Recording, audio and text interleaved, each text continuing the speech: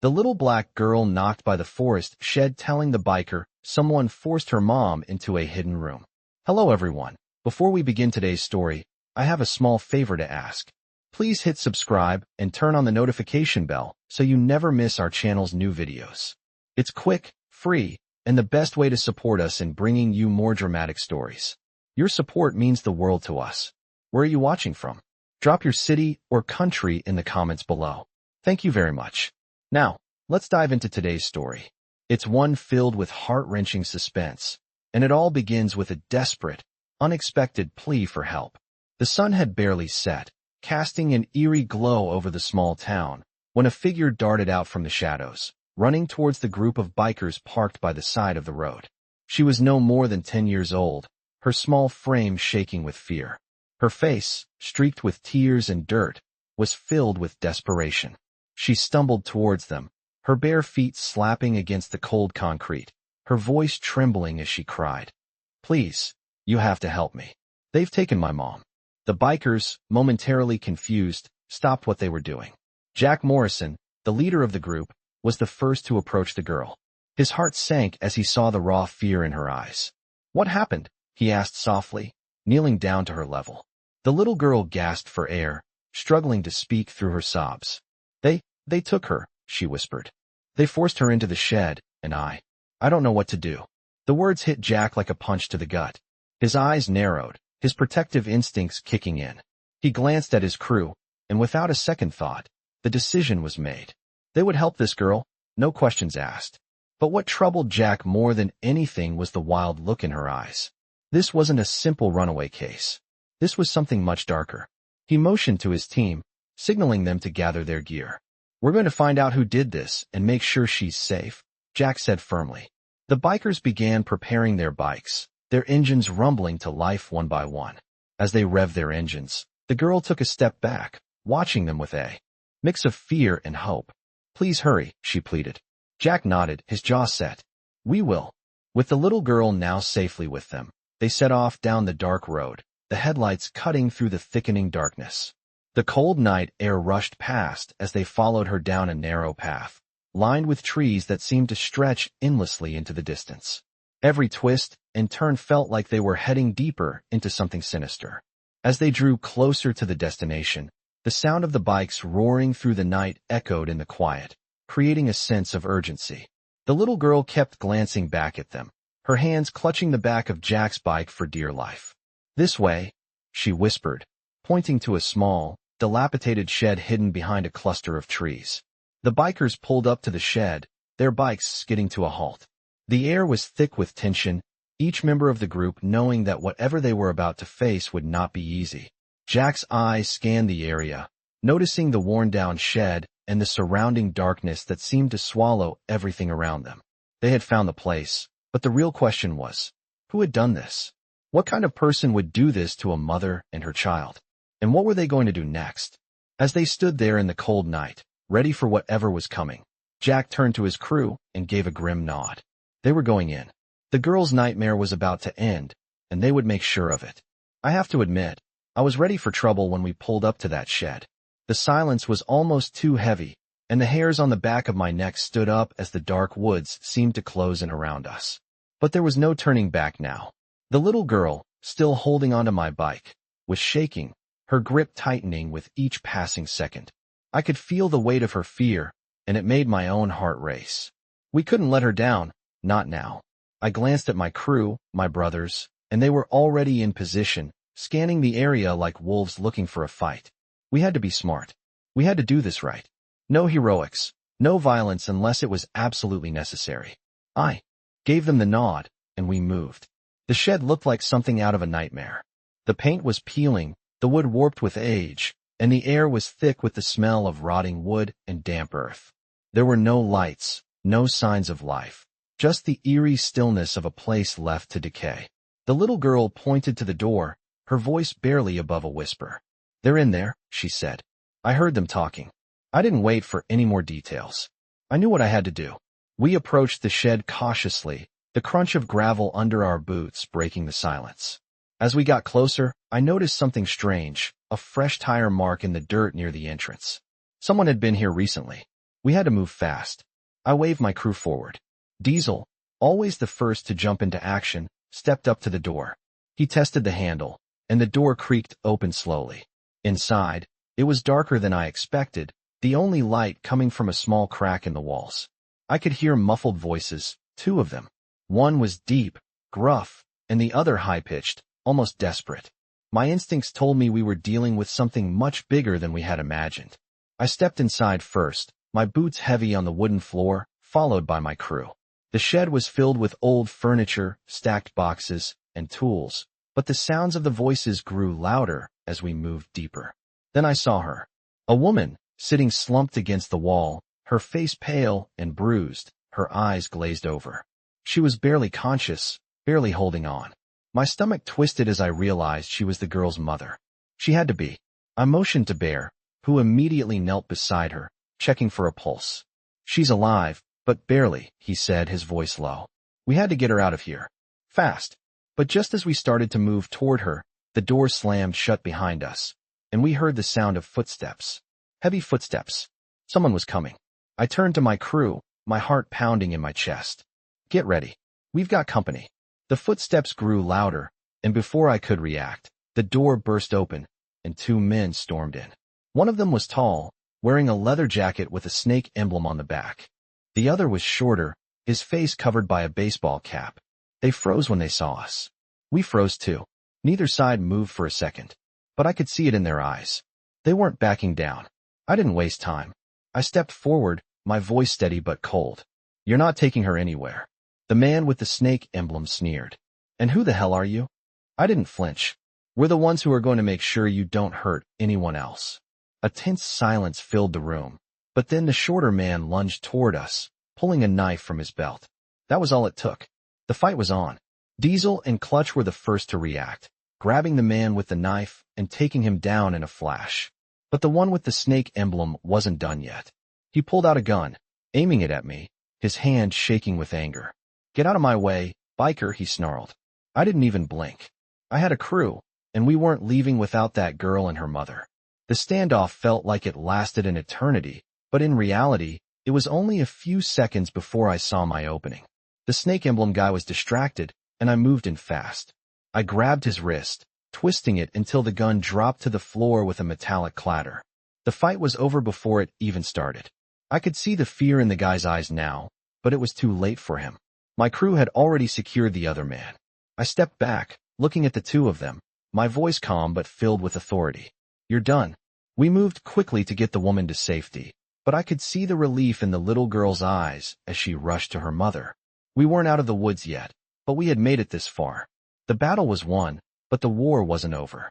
As we walked out of the shed, the sounds of the night seemed to return to normal, but my mind was already racing. Who were these men, and why did they want to hurt this family? And more importantly, what would happen when we got back to town? We weren't done yet, not by a long shot. But for now, I had to keep my promise to that little girl. Her mother was safe, and that's all that mattered. I could feel the adrenaline still coursing through my veins as we hurried out of the shed. The cool night air didn't do much to calm my racing heart, but I wasn't about to let my guard down. Not yet. The little girl clung to her mother, her tiny arms wrapped around her as if holding her was the only thing keeping her safe.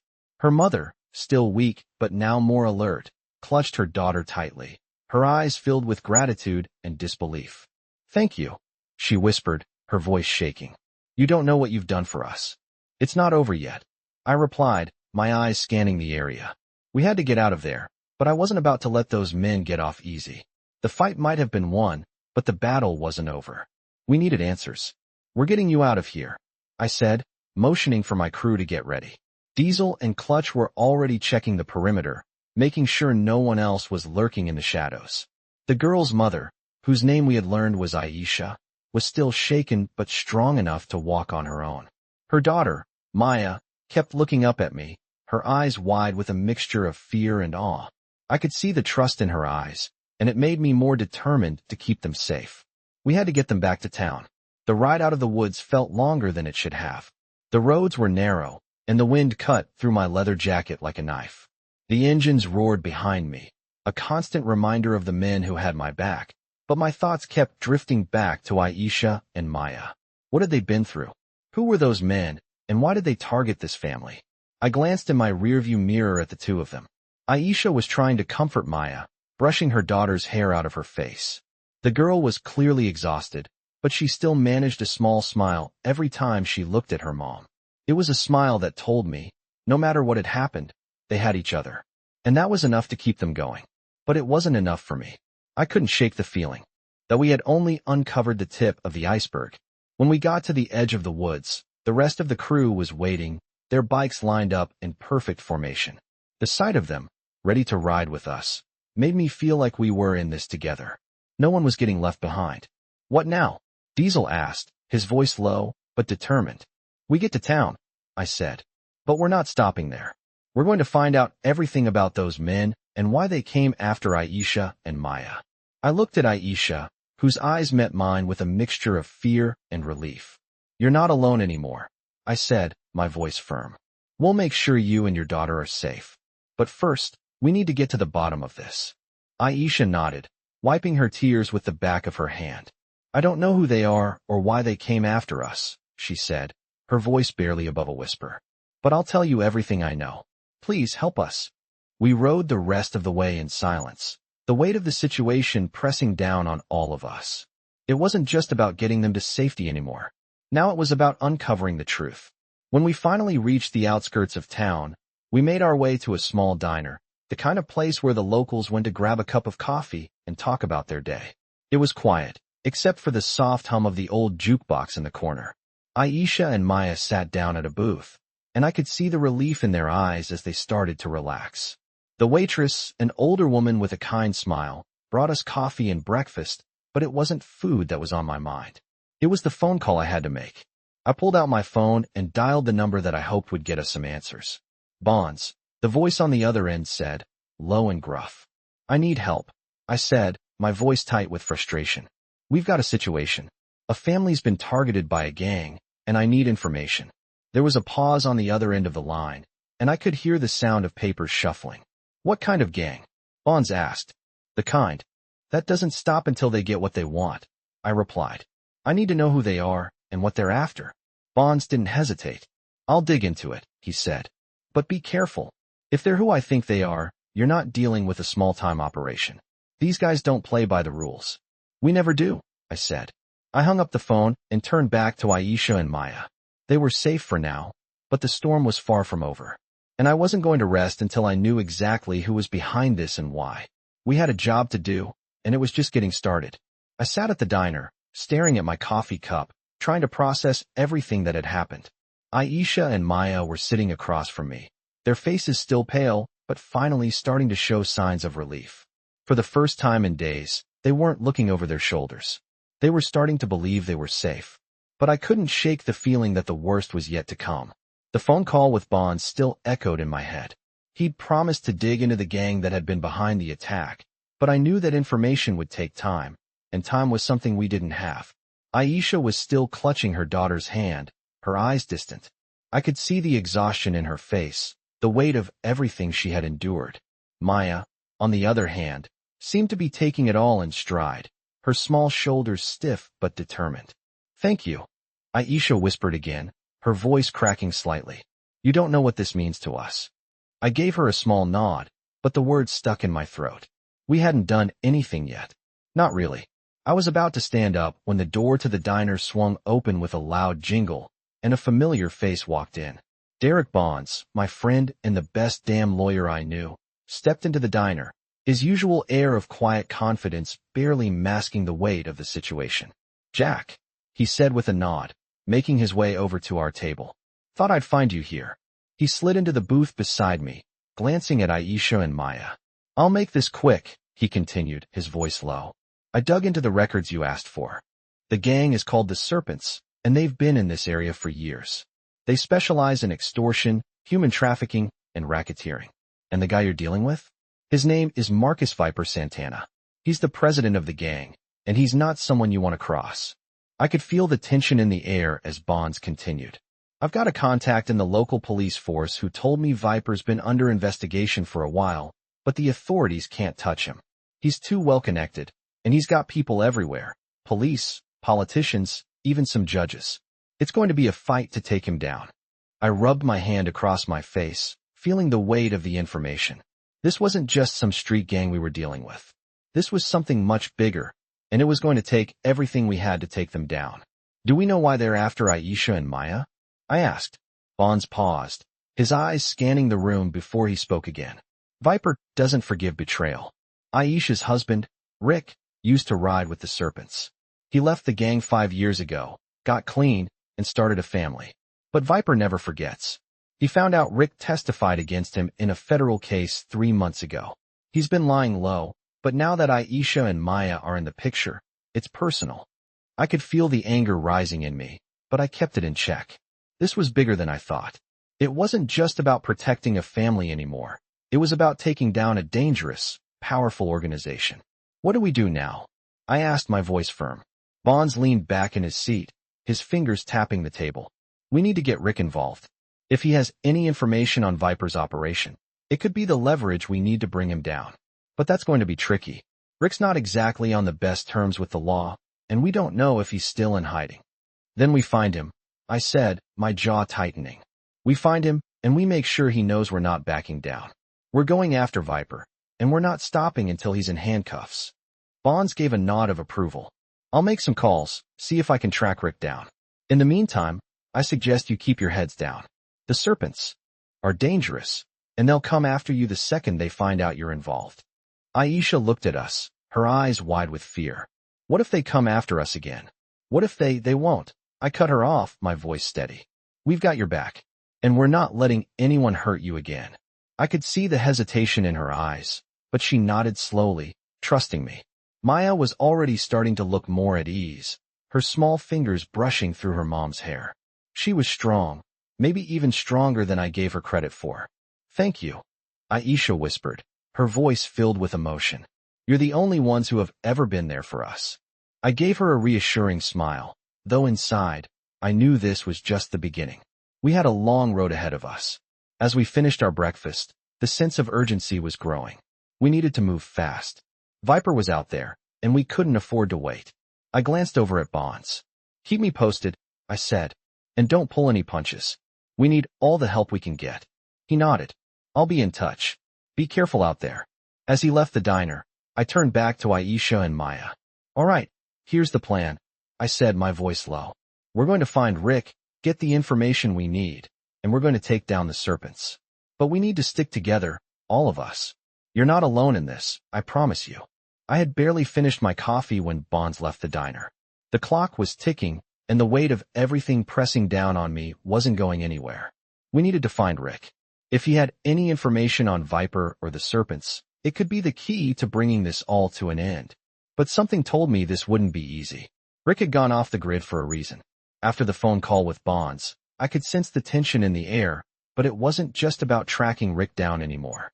It was about what happened next. What would we find when we got to him?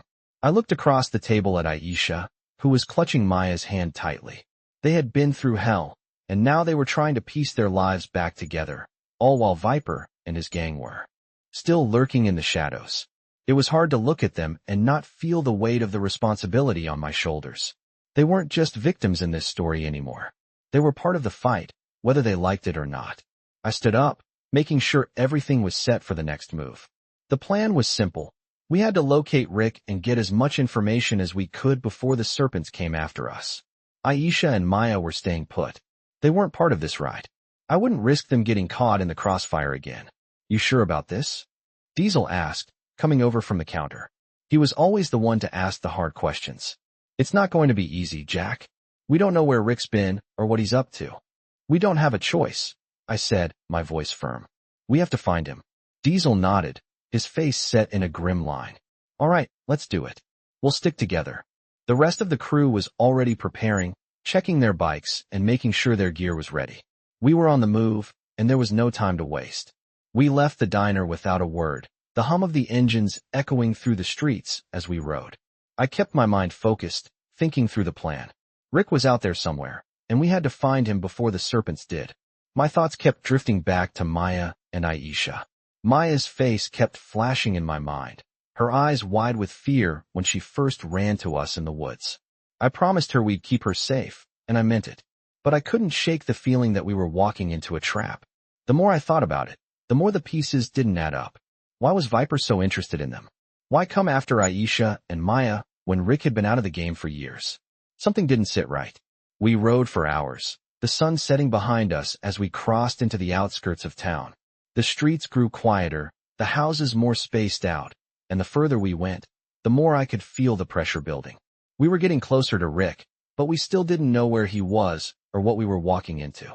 We stopped at a small gas station, the only sign of life for miles. I stepped off my bike, stretching my legs, but my eyes were on the horizon. You get anything from Bonds? I asked Diesel. Nothing yet, but he's working on it. He said he'll call when he's got something. I nodded, trying to keep the frustration in check. We couldn't afford to wait much longer. If Rick didn't have the answers we needed, we were going to have to go in blind. All right, let's grab some supplies and get back on the road, I said, trying to sound more confident than I felt. Diesel didn't say anything.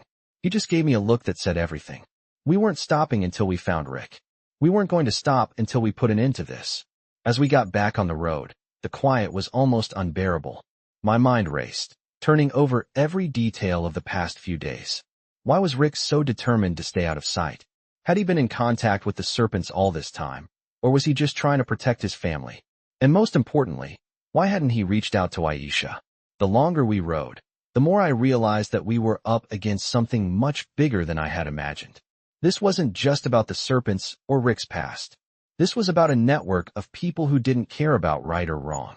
They only cared about control, and they would stop at nothing to get it. We turned off the highway and onto a narrow road that led into a wooded area. This was where we were supposed to meet Rick, if he was still here. As we pulled up to the address, I felt a pit form in my stomach. This place looked abandoned, the windows boarded up, the paint peeling off the walls. I couldn't help but think that this was exactly the kind of place someone would go to hide. The kind of place where you could disappear. We dismounted from our bikes and approached cautiously. Diesel led the way, his eyes scanning every corner, every shadow. We knocked on the door, but there was no answer. I felt a sense of unease wash over me. This didn't feel right. Something was off. Then, from inside, we heard a faint sound. A door creaking open, a shuffle of feet. The door slowly inched open, revealing Rick. He looked older than I remembered, his face lined with stress and wear, but his eyes still held the fire I knew so well. "You found me," he said, his voice barely above a whisper. "But I don't know if I can help you."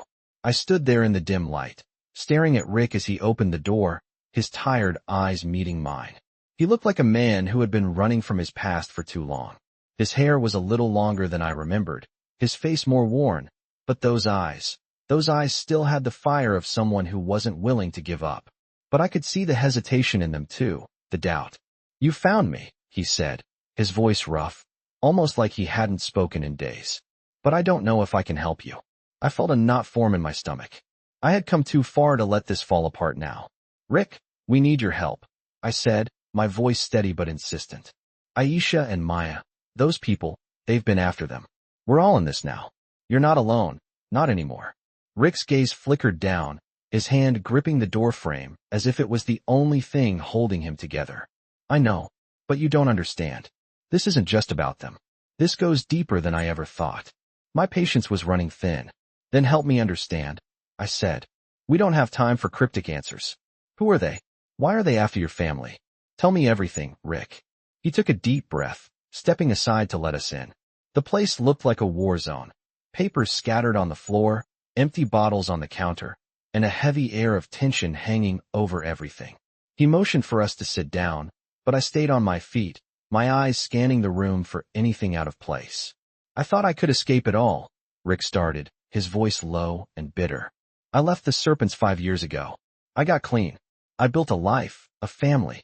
I thought I was done with it. But Viper, Marcus Viper, he doesn't let anyone walk away. I thought he'd forgotten about me, but I was wrong." He paused, his fingers running through his hair. "I testified against him. I thought it was the right thing to do. But now he wants to make me pay for it. And he's going to use my family to do it." My heart sank as I listened to him. It was worse than I thought. This wasn't just a random attack. This was revenge. "So what do we do?" I asked, trying to piece it together. How do we stop him? Rick leaned forward, his eyes filled with urgency. We don't just stop him. We expose him. I know where he's hiding. He's been laying low, but he's been making moves. He's got connections everywhere. Police, judges, even politicians. If we go to the cops, they'll just shut us down. We have to take him down ourselves. My crew stood behind me, silent but listening intently. Diesel spoke first, his voice firm. We've been through worse. If he's got a network, we'll find it. We just need to know where to look. Rick nodded slowly. I've been gathering information. I didn't want to involve anyone, but I'm done running. Viper's planning something big, and I think I can get us the intel we need to take him down. The room fell quiet as Rick pulled out a small notebook from his jacket pocket. He opened it to a page filled with names, dates, and locations, all written in a hurried, frantic hand. This is everything I've been able to gather, he said, pushing the notebook toward me. It's not much, but it's a start. Viper's been making deals with some pretty dangerous people. I think he's planning something big, but I don't know exactly what. I grabbed the notebook, scanning the pages quickly. My mind raced as I pieced it all together. Viper wasn't just dealing drugs or running rackets. He was making moves for something bigger, something that could have a lasting impact on the whole region. This is more than just revenge, I muttered. He's building an empire. Rick nodded grimly. And I'm the one who's been standing in his way. But now he's come after my family, and I'm done hiding. I could see the determination in his eyes. It was the same fire I had seen in him all those years ago. The fire of a man who wasn't willing to let anything stand in his way. All right, I said, my voice steady. We take him down. We start with this list, find out who's working with him. And we make sure they don't get away with it. Diesel clapped a hand on Rick's shoulder. We're with you, brother. Let's end this. But even as I said the words, I knew this wasn't going to be easy. The Serpents had a network, and we were just beginning to scratch the surface. But there was no turning back now. We were in this together, and we weren't stopping until Viper was taken down. Rick looked at us, his face hardening with resolve. This won't be easy, but we're doing it my way now. And I won't back down. Not this time. I could see the weight of his words, but I also saw the strength in them. This was no longer just a fight for survival. It was a fight for redemption. And we were ready to face whatever came our way. I could feel the weight of everything pressing down on me as we left Rick's hideout, the tension in the air thick enough to slice through. This wasn't just a ride anymore. It was a mission. The Serpents were bigger, more dangerous, and more organized than I had ever imagined. And now that we had the intel, it was time to put it to use. But as we revved up our bikes, the reality of what we were about to face settled in. We weren't just going after a few criminals anymore. We were going after an empire. What's the first move? Diesel asked, his voice cutting through the hum of the engines as we hit the road again. I glanced at Rick, who was riding beside me now, his face set in determination. He had been through hell, but he wasn't backing down now. We need to hit their operation where it hurts, I said, my voice steady. Rick's list gives us a start, but we need to know where they're hiding their assets, where they're laundering money, and who's on the inside. Rick nodded. I've been able to track some of their movements. They've been using a warehouse on the outskirts of town. I think it's where they keep most of their goods. But it's also where they're storing their weapons and the high-profile people they've been trafficking. The thought made my stomach turn. This wasn't just a gang running drugs or stolen goods. They were hurting people, ruining lives. And we were going to make sure they paid for it. We hit that warehouse, I said, my voice low and firm. We hit it hard, and we get everything we can. If there are people inside, we get them out. But no one leaves until we have what we need. The crew nodded, their expressions hardening. We were all in this now, no turning back. As we made our way out of the town and into the outskirts, the warehouse came into view. It was a large, decrepit building, surrounded by tall fences and barbed wire. But it wasn't the fence that worried me. It was the silence. No guards posted, no sign of activity. It almost seemed too quiet. Something's not right, Diesel muttered, his eyes narrowing as he scanned the area. This place should be crawling with people. Stay alert, I said. It could be a trap, or they could be expecting us. We parked our bikes a distance away, keeping the noise to a minimum. We moved quickly, staying low, and I could hear the sound of my own breath as I scanned the warehouse, trying to get a read on the situation. Rick motioned toward a small side entrance that was barely visible behind some large crates. That's the way in, he said, his voice tense. We made our way over, keeping to the shadows. As we approached the door, I could feel the anticipation building. This was it. We were about to break in and tear down everything they had worked to build. Rick glanced at me, his eyes dark but resolute. "This is it," he said. "They won't see it coming." The door creaked open slowly as we stepped inside, our eyes adjusting to the dim light. The warehouse was cold, the air thick with dust. But as I took a few steps inside, I could hear the sounds of muffled voices in the distance. There were people here, lots of them. I signaled to the crew, and we moved quickly, our boots echoing on the concrete floor. We stayed low, sticking to the shadows as we approached the sound. The voices grew louder, and I could make out several men talking. "I don't care what it takes," one of them said. "We need that shipment out by tomorrow. Viper's orders. The boss wants it done, and he doesn't care how." "We'll get it done," another man replied. "But we need the cash first." I exchanged a glance with Diesel. This was bigger than just weapons or goods. They were moving something, and it wasn't just the usual trafficking. "This is it," I whispered. "Let's move." We moved forward, slipping into a room that was filled with crates stacked high. But what caught my attention was the center of the room, a large cage, with bars running across it. Inside the cage were several people, men and women, their eyes wide with fear. They were trapped. They were the ones the Serpents had been hiding. I could see the panic in their eyes, and my stomach twisted in anger. We had to get them out. "We don't have much time," I said, turning to Rick. "You know how to open this?"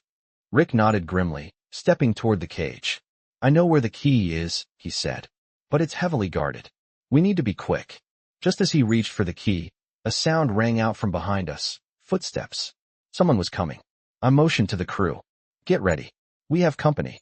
The doors to the warehouse slammed open, and several men armed with guns stepped inside, their eyes scanning the room. They froze when they saw us. "What the hell are you doing here?" one of them shouted, pulling out his gun. The fight was on. Diesel and Clutch were already on the move, taking down the first two men in a flash. But I couldn't focus on them. I had to get to the cage. I grabbed Rick, pushing him toward the lock. "Hurry," I urged. He slid the key into the lock, turning it with shaking hands. The door creaked open, and the trapped people rushed out, their faces filled with disbelief and fear. "Go," I shouted, pushing them toward the exit. "Get to the bikes. We'll cover you." As they ran, the rest of the crew was taking care of the guards, pushing them back as we made our way toward the exit. The adrenaline was pumping through my veins, but there was no time to celebrate. We had to get out before reinforcements arrived. We made it to the bikes, and as we rode away from the warehouse, I could see the smoke rising in the distance. We had struck a blow to the Serpents, but we weren't done yet. We had the intel, and now we were going to bring them down once and for all. I could still feel the rush of adrenaline pumping through my veins as we sped away from the warehouse. The roar of the engines drowned out the sound of my thoughts, but I knew we weren't out of the woods yet. We had made a major move against the Serpents, but this fight was far from over. The people we freed? They were just the beginning. I could see it in Rick's eyes. He knew it too. The Serpents wouldn't let this go. They were a dangerous, powerful group, and their retribution would be swift. As we rode through the night, the city lights blurred behind us, and I couldn't help but think about the people we had left behind, those trapped in that cage.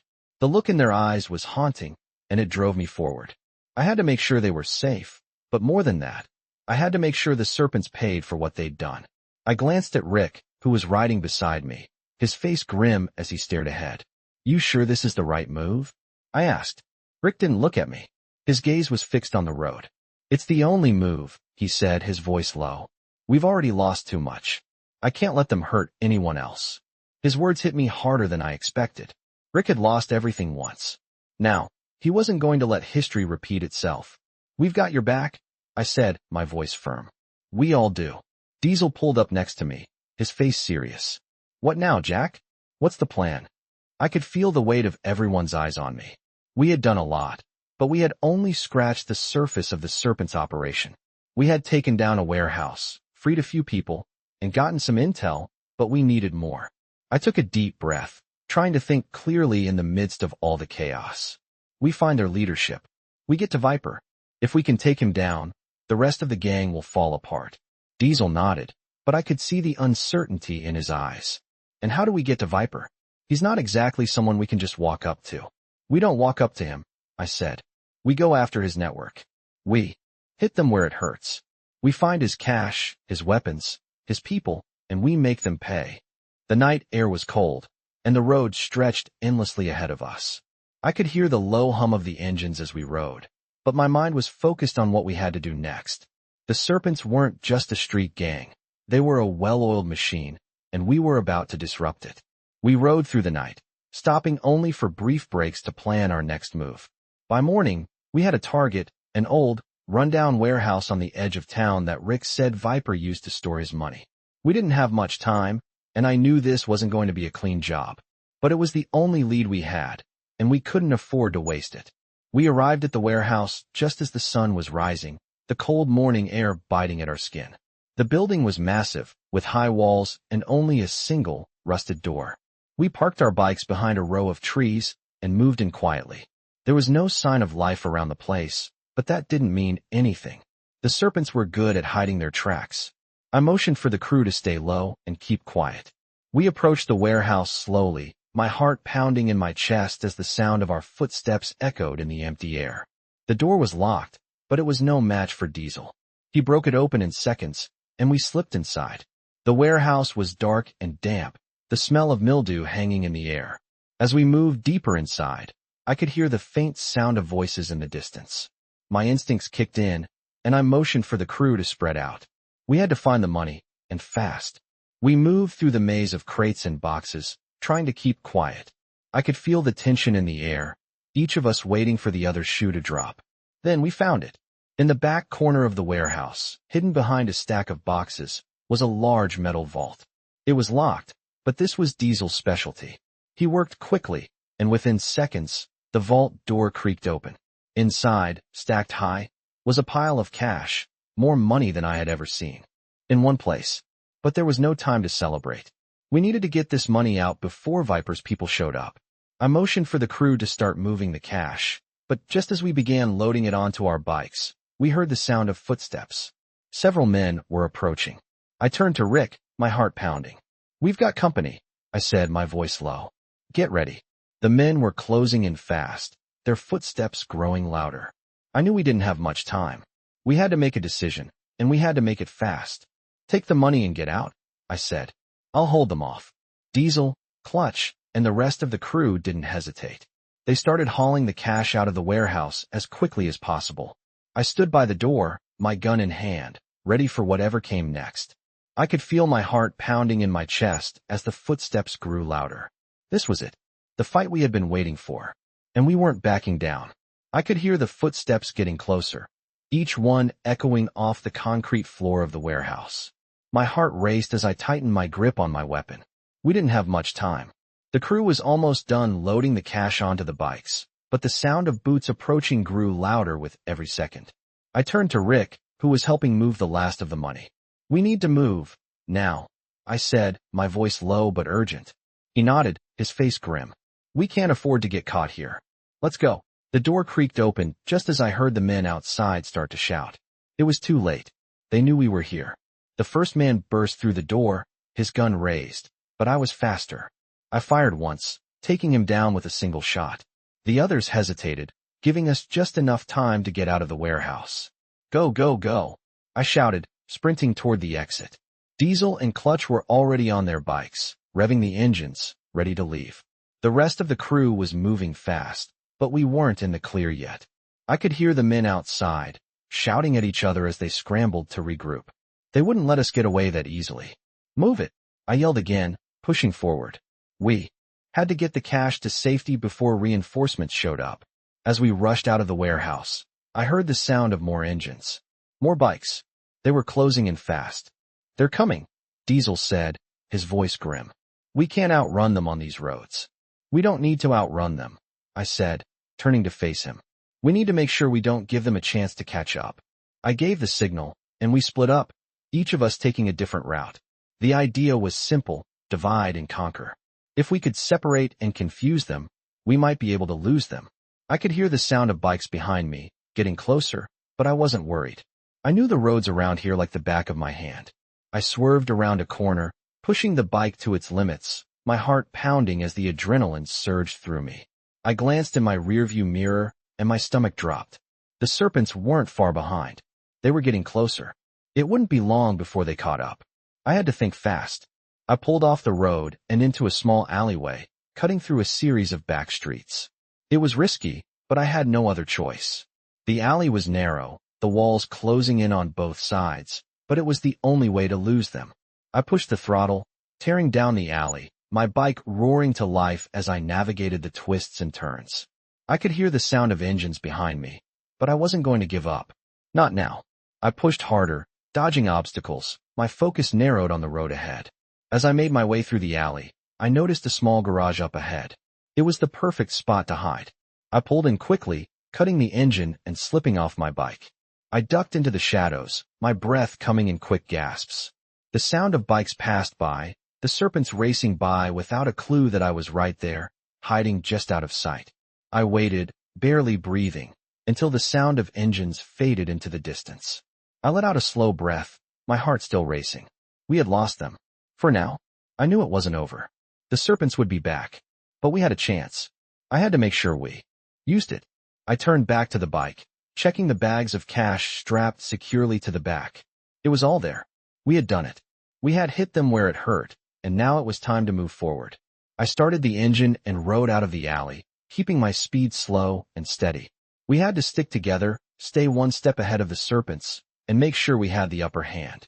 As I headed back to meet the crew, I could already hear the sound of bikes ahead. It was time to regroup, plan the next move, and make sure we stayed one step ahead. But I knew we had to be careful. The serpents weren't going to let this slide. Not by a long shot. We had made a powerful move, but now we had to make sure we finished what we started. The fight was just beginning, and we were ready for whatever came next. I could still feel the tension in the air as we rode back to the meeting spot. My mind was racing, thinking about the serpents, about Rick, about everything that was still left to do. We had made a huge move, hitting that warehouse, taking their money, but I knew it wasn't enough. The serpents would come after us harder now. There was no way they would let this go. The sound of engines behind me reminded me of that fact. It was only a matter of time before we'd be facing the full force of their retaliation. I glanced over at Diesel, who was riding beside me, his face serious as usual. "We lost them for now," he said, his voice cutting through the noise of the engines. "But we can't keep running. We need to hit them harder." "I know," I said, my voice steady despite the rush of adrenaline still in my veins. "We need a plan, and we need it now." I looked ahead to where the rest of the crew was waiting. They were parked at the edge of a deserted lot, a place we had used before. It was secluded, perfect for a quick regroup. We all pulled up, cutting our engines and dismounting quickly. The tension was thick, everyone feeling the weight of what had just gone down. Rick, who had been unusually quiet since we left the warehouse, finally spoke. "Up. We hit them where it hurts, Jack. But we can't just throw punches. We need to make them bleed, in a way they can't ignore." I nodded, already knowing where he was going with this. "What do you have in mind?" Rick looked around at the crew, his eyes hard. "They're not just a gang anymore. They've built something that stretches beyond this town. We need to take out their operations, their connections. We need to cut them off from the money they've been laundering, the weapons they've been moving, and the people they're trafficking. If we hit them in the pocket, we take away their power." Diesel stepped forward, his brow furrowed. "And how do we do that? They've got people everywhere, even in the cops." Rick's eyes met mine. "I know someone who can help. Someone on the inside who can get us the intel we need. But it's going to take a lot of trust, and we'll need to move fast." "Who's this person?" I asked, my curiosity piqued. "A former contact of mine," Rick explained.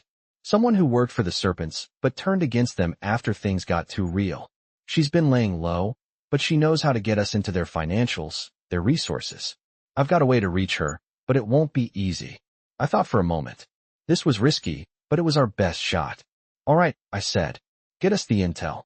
We'll move on it as soon as we have it." Rick nodded, pulling out his phone and dialing quickly. The silence that followed felt like an eternity. The rest of us stood, waiting for any sign of what was next. Finally, Rick looked up, his expression unreadable. "She's agreed to meet tomorrow. But we need to be careful. She's deep in hiding, and we're not the only ones looking for her." The weight of his words hung heavy in the air. This was our moment, our chance to dismantle everything they had built. But it was dangerous. Very dangerous. We couldn't afford to screw this up. All right, I said, breaking the silence. We do this clean, we do it fast, and we make sure no one gets caught. We take down Viper's empire, one piece at a time. We all nodded, the plan now set in motion. But I knew we weren't ready for what would come. Next, the Serpents were everywhere, their grip on the town tightening by the second. But we had one thing they didn't, determination. And that was enough. The next day, we met at the designated spot, ready to make our move. The tension was high, every one of us prepared for the worst. I could feel the weight of the situation pressing on me. The road ahead was uncertain, and the danger was very real. But we couldn't back down. We had made a promise to protect Aisha and Maya. Now, we had to deliver. We rode through the city, our bikes cutting through the streets like a storm on the horizon. The meeting place was a rundown motel on the outskirts of town, a place where no one would think to look. We pulled up to the parking lot, the gravel crunching beneath our tires. I could see her immediately, standing outside one of the rooms, her eyes scanning the area nervously. She was shorter than I remembered, but her gaze was sharp, filled with the same sense of caution I saw in myself. I approached her cautiously, my hand on my gun, just in case. "You must be Jack," she said, her voice low. "I'm not here to waste time. You want the intel, you got it. But it's not going to be easy." I nodded. "We're ready." She glanced around one last time before stepping closer. "Follow me." We moved quickly, slipping inside the motel room and shutting the door behind us. The moment we were inside, she pulled out a file, thick with papers and documents. "This is everything," she said, pushing it toward me. "Names, dates, connections, all the money trails. Viper's empire runs deep, and these people don't get scared easily. But if you want to take him down, you need to hit his financial operations first. Cut the flow of money, and the rest of it will fall apart." I took the file, my heart pounding as I flipped through the pages. This was the moment. We had everything we needed. It was time to finish what we started. I sat in the dim light of the motel room, the thick file of intel spread out in front of me. I could hear the muffled sounds of my crew outside, preparing for what was next. The room was silent except for the rustling of paper as I flipped through the documents. It was all here, the names, the money trails, the connections Viper had built over the years. Each piece of information was another step closer to taking him down. Diesel leaned against the doorframe, watching me carefully. "So what's the next move?" he asked, his voice low. I didn't look up immediately, my eyes scanning the details, piecing everything together. "We hit them where it hurts," I said, my voice steady, but my mind was racing. "We find their money, their operations, and we cut them off at the source. Viper can't run this empire without cash, and if we can take that from him, everything else will start to fall apart."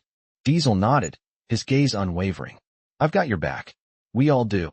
I could feel the weight of his words, but my mind was still on the file. There were too many names, too many places. But we had to focus, or we'd miss our chance. I set the file aside, my hand lingering over it for a moment. "We'll split up," I said, finally meeting Diesel's eyes. "You, Clutch, and Shadow will head for the money laundering operation. It's here, in the middle of the city. We can hit it fast and get in and out before they know what happened." Diesel's eyes narrowed, but he didn't argue. "What about you?" he asked, shifting his weight. "I'll go after Viper's real assets," I replied. "Rick's intel says he's got a stash of weapons and high-value goods hidden in a warehouse just outside of town. That's where we'll hit him the hardest." Clutch, who had been quiet until now, spoke up. "Sounds like a good plan, but we've got to be careful. Viper's people won't be easy to take down." "We don't have a choice," I said, standing up. "We can't let him rebuild. This is it. We hit him now, while he's vulnerable." The crew stood ready, their faces set with the same determination I felt. We all knew what was at stake, and none of us were going to back down. I turned back to Rick, who had been sitting silently, watching the exchange. "You sure about this?" I asked, my voice low. "You know the risks." Rick nodded, his eyes hard. "I'm not backing out now. You're not alone in this. Let's finish what we started."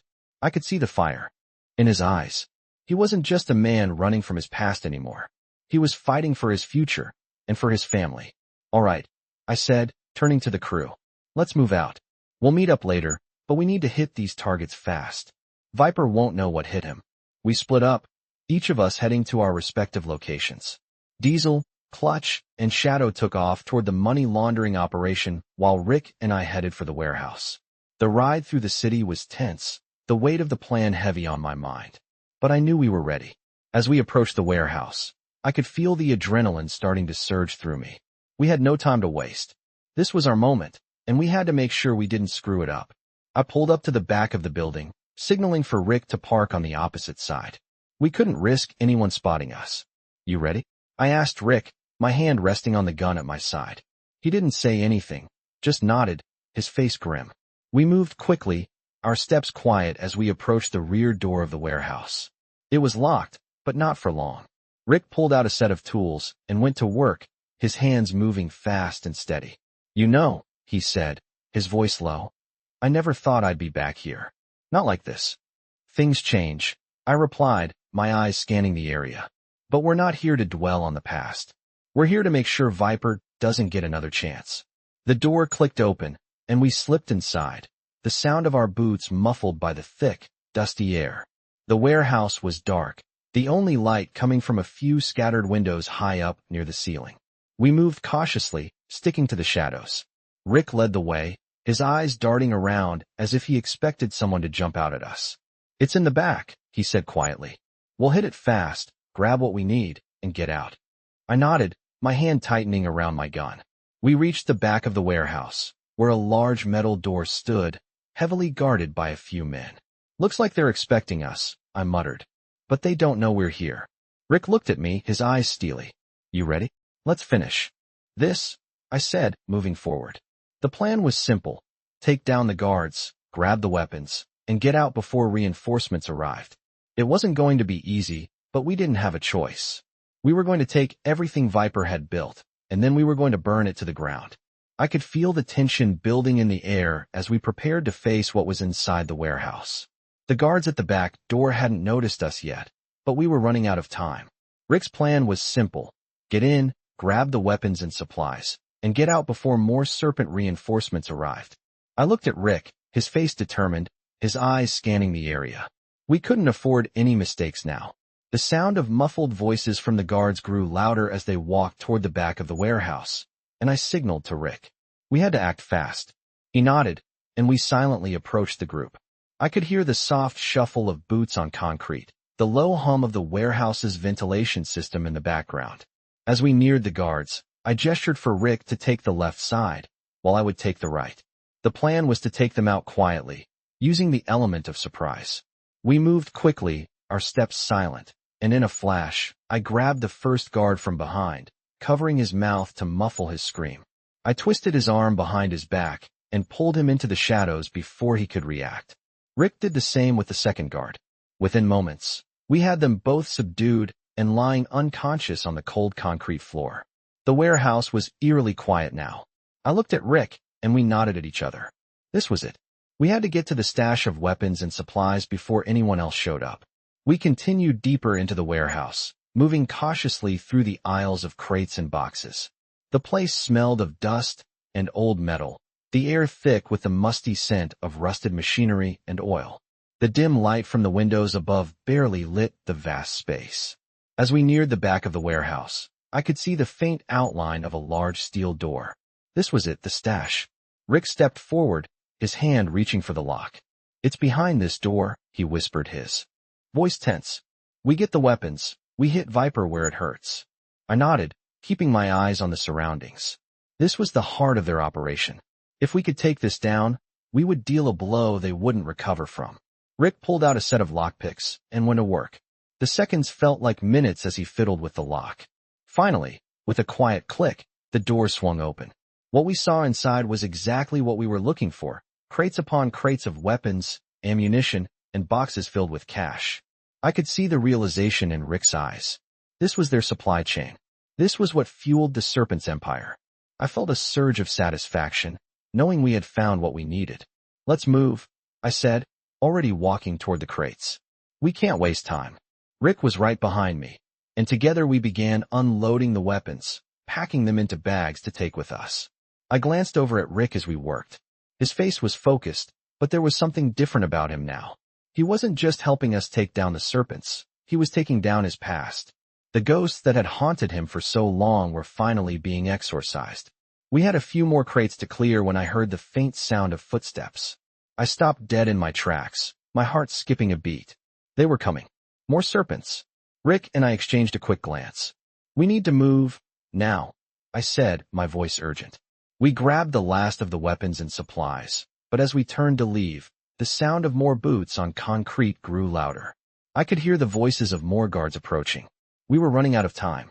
This way, Rick shouted, pointing toward a side exit. We sprinted toward it, our feet pounding the concrete, adrenaline coursing through our veins. Just as we reached the exit, the door burst open, and a group of serpents came rushing in. I spun around, ready for a fight, but Rick grabbed my arm. No time, he said. We need to get out of here. Without another word, we bolted through the exit, ducking into the alley behind the warehouse. We could hear the shouts of the serpents behind us, but we didn't stop. We had to make it to the bikes. We sprinted down the alley, our breaths heavy, until we saw the bikes parked up ahead. The crew was already waiting, ready to move. Let's go, I shouted, as we jumped on our bikes and fired up the engines. The sound of the engines roaring to life was like music to my ears. We were almost out. We had what we came for, but we weren't safe yet. The serpents wouldn't give up that easily. As we sped through the back streets of the city, I glanced over at Rick, who was riding beside me. You good? I asked. He nodded, but I could see the intensity in his eyes. We've got them now, he said, his voice filled with a new kind of resolve. But we need to keep moving. They're not going to stop until we're finished. I nodded. This was far from over. But we had hit them hard, and we weren't backing down. Not now. Not ever.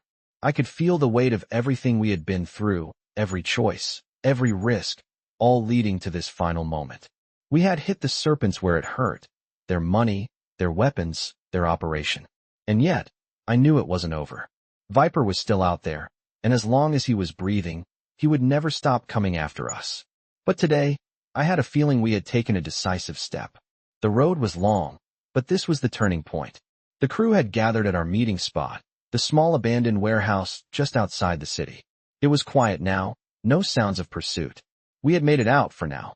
I stood there, leaning against my bike, looking at Rick, who had come a long way from the man he used to be. He was no longer just hiding from his past. He was facing it head-on, fighting for his family, and for everything he had built. How do you feel? I asked, my voice breaking the silence. Rick looked up at me, a tired but resolute expression on his face. Like we've only just begun, he replied. His words rang with truth. The serpents were down, but they weren't gone. Viper was still at the top of the food chain, and the war wasn't over until he was taken down. We hit them hard, Diesel said, his voice low but filled with respect. We've got the weapons, the intel. Viper won't know what hit him. I nodded, but something in my gut told me it wasn't going to be that easy. Viper was dangerous, but the people behind him, the ones who helped him build this empire, they wouldn't give up so easily. We've got a lead on Viper's location, Rick said, pulling out his phone. It's not much, but it's enough to start with. He handed me the screen, showing an address in a part of the city I recognized. That's where he's been hiding. The last step in this is getting to him. The crew looked at each other, the determination in their eyes matching my own. We weren't stopping. Not until Viper was gone. Let's finish this, I said, my voice steady.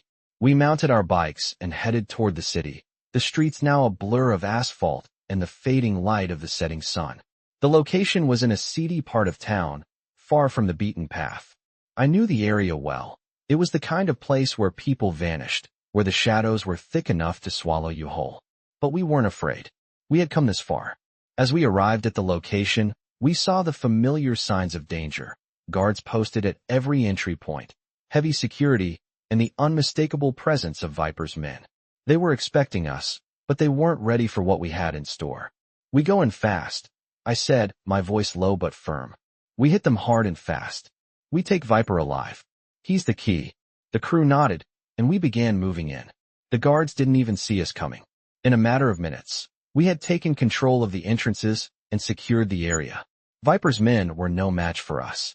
We moved through the building, each of us on high alert, until we finally found him, Viper. He was sitting behind a large desk in a dimly lit office, his eyes cold and calculating. When he saw us, he didn't flinch. I knew you'd come for me, he said, his voice smooth, almost mocking. But you're too late. This whole town belongs to me. You think you can take me down? I stepped forward, my voice steady. It's over, Viper. Your empire is finished. You're done. Viper's eyes flickered with something. Anger, fear, maybe both. But he didn't move. Instead, he leaned back in. His chair, his expression unreadable. You think you've won? You've only scratched the surface. There are more of us out there. You're nothing. I wasn't about to let him get the last word. We'll see about that, I said, nodding to Diesel, who was already securing the room. We moved quickly, taking him into custody, making sure he wouldn't escape. Viper was finally where he belonged, in handcuffs. As we loaded him into the back of the truck, I turned to the crew. We did it, I said, my voice filled with a sense of finality. But I knew, deep down, this wasn't just about taking down Viper. It was about something more, something bigger. It was about justice. It was about making sure people like Aisha and Maya never had to live in fear again. As we drove away from the compound, I looked out the window, the road stretching out before us. The city was quiet now, but I knew it wasn't over. There was still work to be done. The battle had been won, but the war was far from over. The Serpents were gone, but the scars they left would take time to heal.